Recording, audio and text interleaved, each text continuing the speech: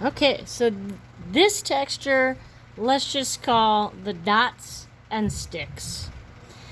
This is the same texture done on an angle, but I suggest, so this is done on an angle like that, but before you try mastering it on the angle, I suggest you just do it straight across as demonstrated in here.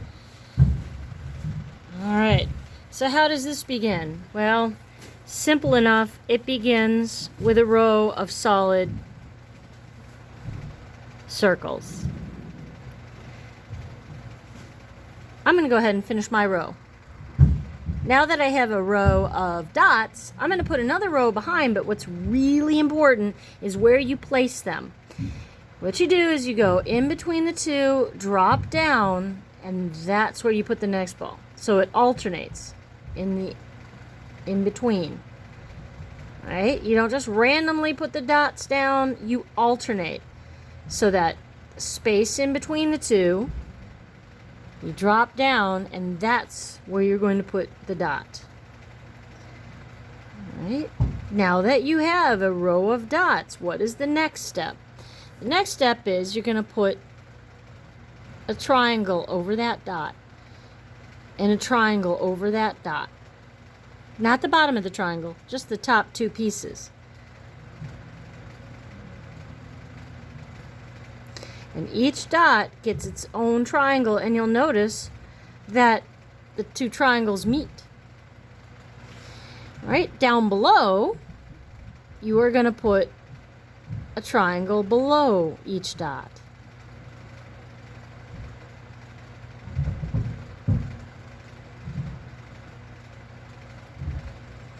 Okay, so on the bottom row, I want you to double that now. Double that line.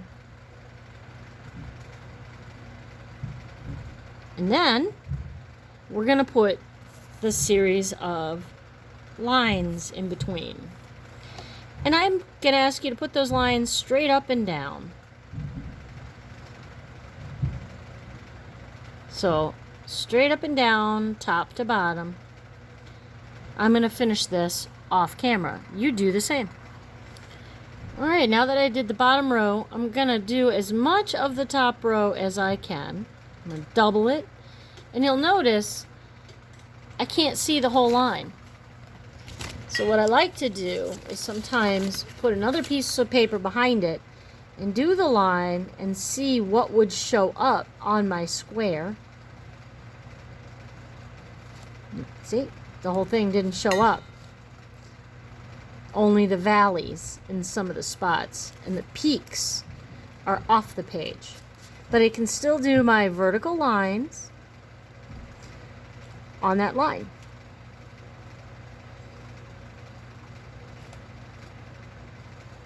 I'm going to finish off camera. You do the same. Okay, so I have my vertical lines on the top and the bottom. And now I need to start with the first dot and draw a line down. You go to the second dot and draw up. And what happens is you always do the longer line, not the short line. So if I were to accidentally do a line here, I would be wrong because it's the short distance. So that's not what we want. We want the longer distance for each dot. So each dot gets a stick, but you do the longer stick, not the short stick. So this would be the short one. Don't do it here. Instead, do it here where it's longer. I'm going to finish my row, always doing the long stick. So it should alternate, bottom, top, below, above. Well, I didn't do it off camera. I did it on camera. Oh well. Okay. Now I'm going to do my next row. And the circles that I'm going to fill in are right underneath the triangles. So here's the peak of the triangle. I drop down and put the dot right in there. So each peak gets its own circle. Not too close, not too far, just right. The next step is to go to the valley of the triangle where it points down or in between the two black circles and put another one. So in between, you drop down and put another one. So it alternates. The second row should alternate. So you go to in between, drop down, put another one. In between, drop down, put another one. Alright, so guess what's going to go below these circles? You got it. An upside down triangle. Each circle gets its own upside down triangle.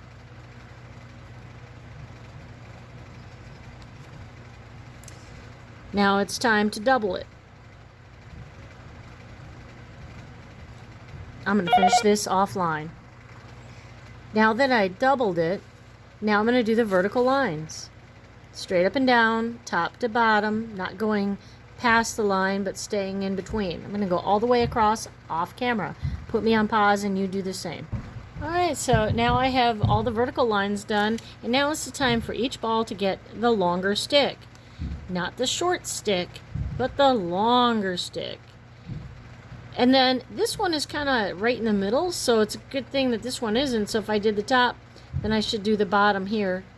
And now that one is definitely longer than the bottom. This is definitely longer than this.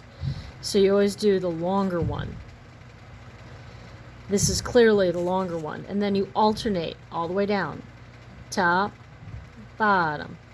Top of the circle, bottom of the circle.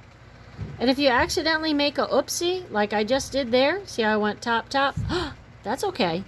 What you need to do is just not keep making the same mistake over and over again. Alright, so now that I finished the top, bottom, what am I going to do? Oh, I know. Circle. You do your next row of circles. I'm going to put it on pause. You too. Got my first row of circles. Now where do I put the second row? Oh, I know. In between, down below. In between, down below. In between. I'm going to do the rest off camera. You put me on pause and you do the same. Okay, now that I got my second row, I'm going to do my upside down triangles. Each circle gets its own down arrow or down triangle, and each triangle should be connected. Oh, time to double it. I'll start doubling it on camera, but then I'm going to put it on pause and you do the same. Okay, now that you have it doubled, what do? Right? Vertical lines. I'm going to do my vertical lines off camera, so you hit pause too. Okay, so when I do the sticks, I'm going to pick one that I can clearly see that this is the bigger distance. And when I draw the sticks, I always want to go to the point, the down point.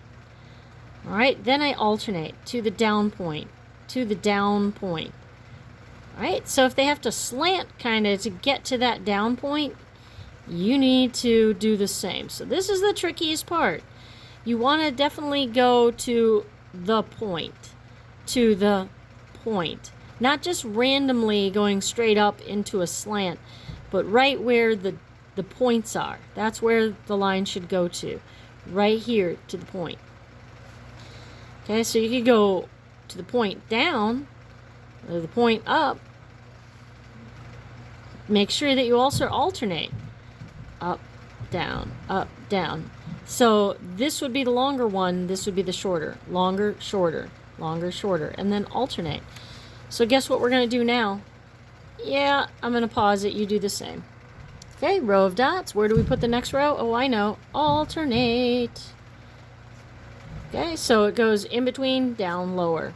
I'm going to pause. You do the same. You finish your second row. Okay, so now it's time to do the triangles down below.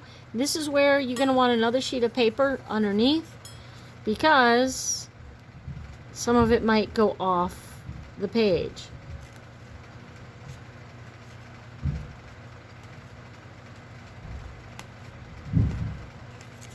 See how the points are off the page? It's okay. And then if I double it, I'm just going to, well, I don't really have to, just peek a little bit there, a little bit there. On the vertical lines, you're not going to really see a whole lot. But you need something there. Alright. Time to do the sticks. Make sure you do the longer end and make sure you alternate. Alright, I'm going to put it on pause and finish. You too. Alright, all I have left now is the shading. So I'm going to switch to the pencil. Now, I'm going to draw shading on the right side of the down lollipop. Let's call these lollipops. This is a lollipop that goes up. This is a lollipop that goes down. Up lollipop, down lollipop. Down lollipop, up lollipop. So I'm going to shade on the right side of the down lollipop on all of them. So I think to myself, there's the down lollipop. I'm going to do the right side of it. All right. You could also say that you are doing it on the left side of the up lollipop. But essentially what happens is that you skip and then do another half.